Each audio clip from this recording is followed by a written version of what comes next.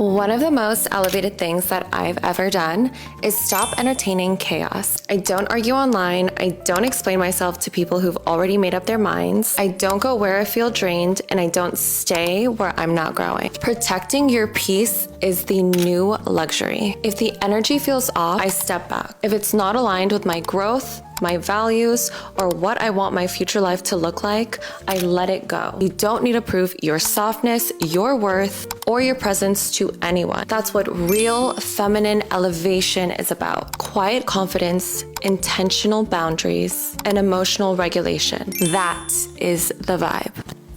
Peace isn't just something you find. Sometimes it's something you have to protect. And the older you get, the more you realize that peace can cost you relationships, habits, and even versions of yourself you're comfortable with. So welcome back to Courage by Grace.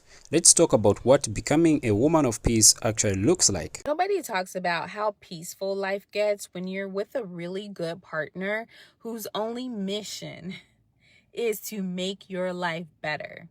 Not louder, not more exciting, but just peaceful. You wake up and your nervous system is calm. You're not wondering where you stand. You're not trying to decode mixed signals. There's no guessing game, no silent punishment, no feeling like you have to earn basic kindness. A good partner doesn't add stress to your life. They remove it. They look at your life and think, how can I make this easier for you? Not because they're trying to impress you, but because that's just who they are. They care about your peace. And when you experience that kind of love, you start realizing how loud chaos used to be. All the confusion, all the overthinking, all the nights you spent wondering if you mattered. And one day, you're sitting next to someone who simply shows up consistently, and it feels quiet. Have you ever noticed how calm your body feels around the right person? Tag them in this, by the way. That's not boring. That's safety. That's respect. That's real love. And once you experience that kind of peace, you'll never again confuse chaos with passion. Okay, so this is something I really wish more people understood about relationships. Chaos can feel exciting, especially when you're used to it. You're constantly checking your phone, wondering what they meant, wondering where you stand, and somehow you start calling that passion. But healthy love shouldn't require you to constantly decode someone. And from a Christian perspective, peace doesn't mean your relationship will never have disagreements. That's unrealistic. Two imperfect people are going to disagree, and that's normal. The question is, how do you handle conflict? Can you communicate without manipulation? Can you apologize? Can you forgive? Can you disagree without trying to destroy each other? And here is something important for women. Don't confuse anxiety with attraction. If somebody constantly leaves you confused, anxious, insecure, and questioning your value, don't automatically call that chemistry. Listen, you deserve relationships where honesty, respect, and kindness are normal, not rewards you have to earn. And remember, your peace ultimately cannot depend on another human being. Even the best partner cannot replace God. Isaiah chapter 26 verse 3, it says, God keeps in perfect peace the one whose mind is stayed on him. That's the foundation.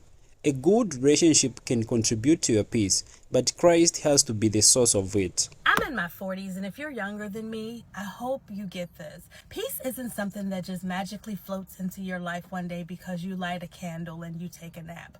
Real peace comes from the things that you least want to do. It's not that easy stuff. It's not that cozy stuff. It's that hard, uncomfortable, stretching stuff.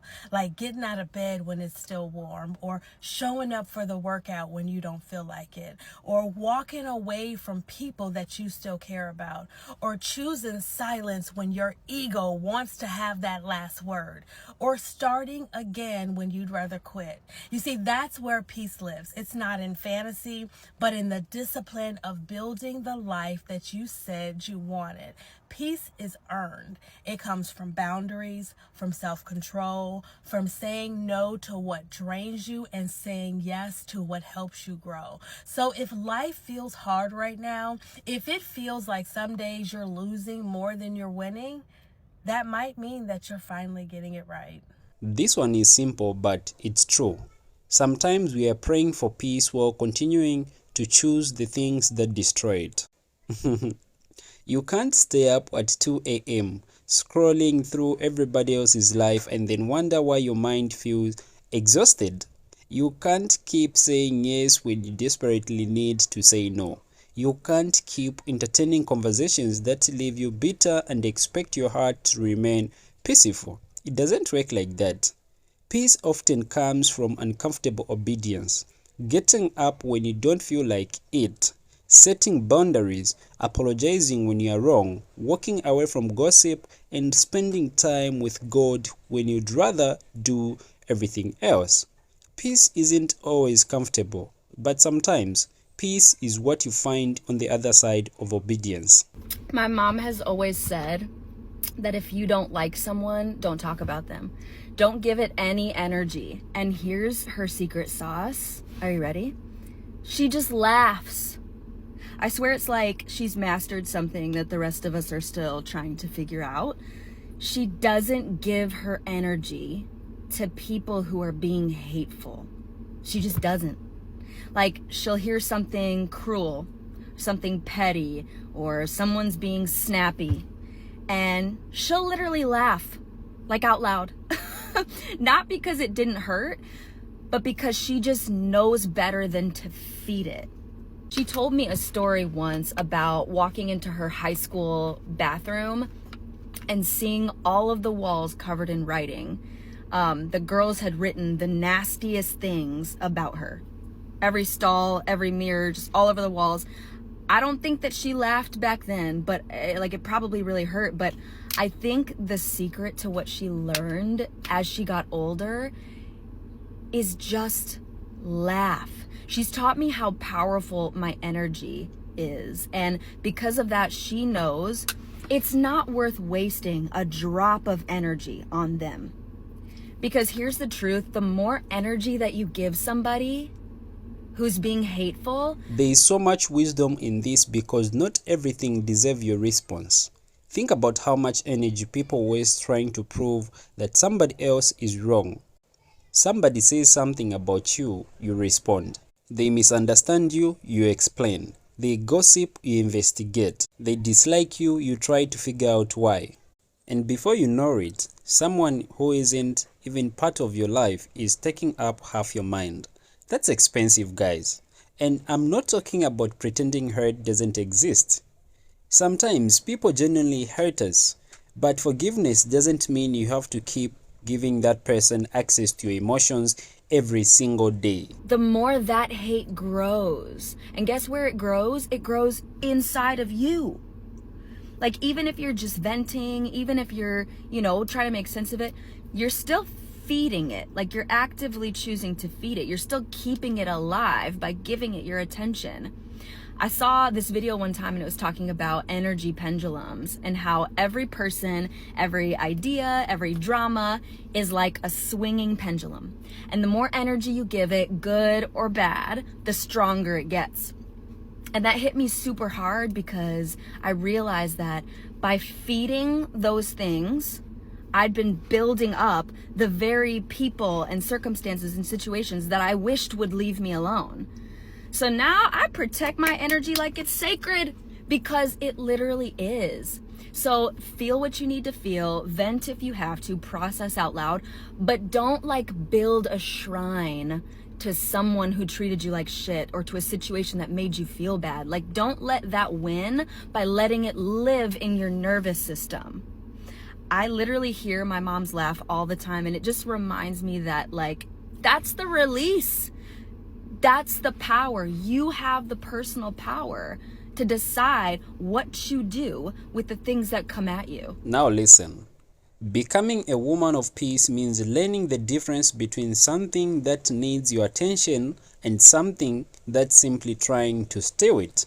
You don't have to attend every argument you're invited to. You don't have to respond to every opinion. You don't have to defend yourself to people who already have decided what they want to believe. And sometimes the most mature response isn't a paragraph. It's silence. It's prayer. It's moving on. Jesus himself showed us that not every accusation required an explanation. There were moments when he simply remained silent. But there is another side to this. Don't use protecting my peace as an excuse to avoid accountability. If you have hurt someone, apologize. If you have done wrong, repent. If you need to have a difficult conversation, have it. Because peace isn't avoidance. Peace is having your heart so anchored in God that you don't have to be controlled by every situation around you. So, if you want to become a woman of peace, start paying attention to what you are allowing into your heart. Watch what you consume. Watch the conversations you keep returning to. Watch the people you constantly give access to. And watch what you tell yourself when nobody else is around. And most importantly, watch your relationship with God. Because you can have the perfect morning routine, a beautiful home, a peaceful relationship, and everything looking good on the outside, and still have a restless heart. The truth is, real peace goes deeper than aesthetics. It's knowing that God is with you when things don't make sense. It's being able to say, I don't know how this is going to work out, but I know who holds my life. It's forgiving without becoming foolish. It's setting boundaries without becoming bitter. It's walking away without needing revenge. It's choosing silence when your flesh wants to argue. And it's praying when anxiety tells you to panic. And sometimes it's simply taking a breath and remembering God is still God. You don't become a woman of peace because life suddenly becomes easy. You become one because you have learned where to take your heart when life becomes difficult. Jesus said in John chapter 14 verse 27, "Peace I leave with you, my peace I give you." That's the peace we are after, not the temporary peace that comes when everybody finally agrees with us, not the peace that depends on having money, attention, or the perfect relationship. The peace that comes from knowing Christ. So protect it, practice it, and when you lose it, go back to the one who gives it.